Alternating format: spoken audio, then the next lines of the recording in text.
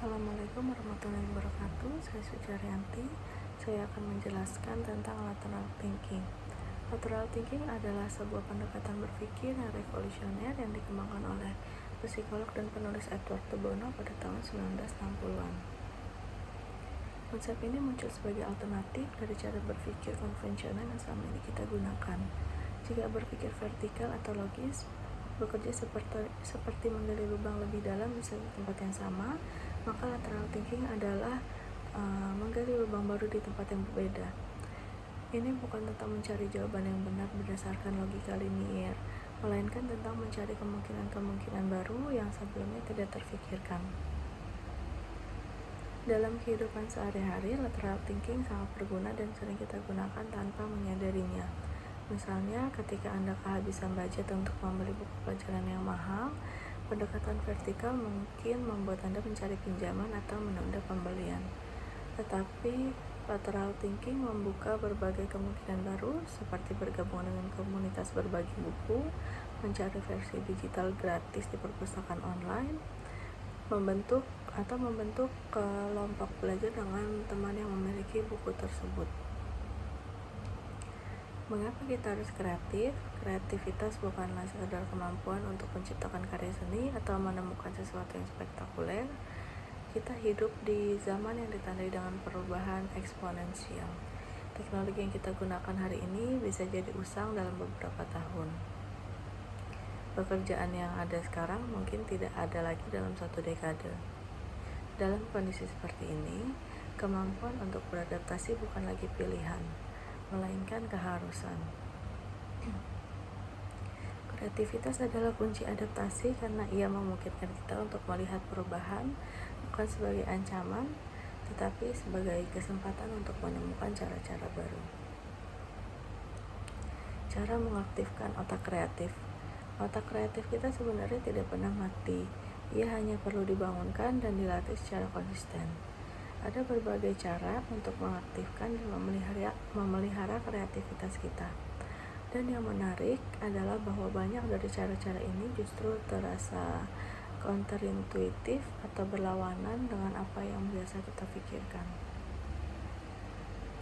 Salah satu cara yang paling efektif adalah dengan mengubah rutinitas kita secara teratur.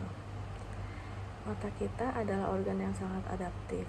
Dan ketika kita melakukan suatu hal yang sama berulang-ulang, otak kita akan masuk ke dalam mode autopilot untuk menghemat energi. Ini efisien untuk tugas-tugas rutin, tetapi membunuh kreativitas. Ketika kita mengubah rutinitas, misalnya dengan mengambil rute berbeda ke kantor, mencoba makanan baru, atau bahkan mengubah tangan yang biasa kita gunakan untuk menyikat gigi, otak kita dipaksa untuk keluar dari autopilot dan membuat koneksi neural baru. Dalam proses membuat koneksi baru, inilah kreativitas tumbuh. Kita tidak perlu lagi melakukan perubahan besar. Bahkan perubahan kecil seperti mengatur ulang meja kerja atau mendengarkan genre musik yang berbeda bisa memberikan stimulus yang cukup untuk memicu pemikiran kreatif. Yang tidak kalah penting adalah manajemen lingkungan digital kita. Di era smartphone dan media sosial, otak kita terus-terusan dibombardir dengan notifikasi, informasi, dan distraksi. Setiap kali kita mengecek handphone, otak kita dipaksa untuk context switching, yang sangat menguras energi mental dan menghambat deep thinking yang diperlukan untuk kreativitas. Membuat periode waktu di mana kita benar-benar disconnect dari digital distraction, mematikan notifikasi, atau bahkan meninggalkan handphone di ruangan lain ketika kita ingin fokus pada kerja kreatif bisa memberikan hasil yang luar biasa. Otak kita butuh quiet time, waktu tanpa stimulus eksternal, untuk bisa melakukan proses internal yang kompleks yang diperlukan untuk pemikiran kreatif.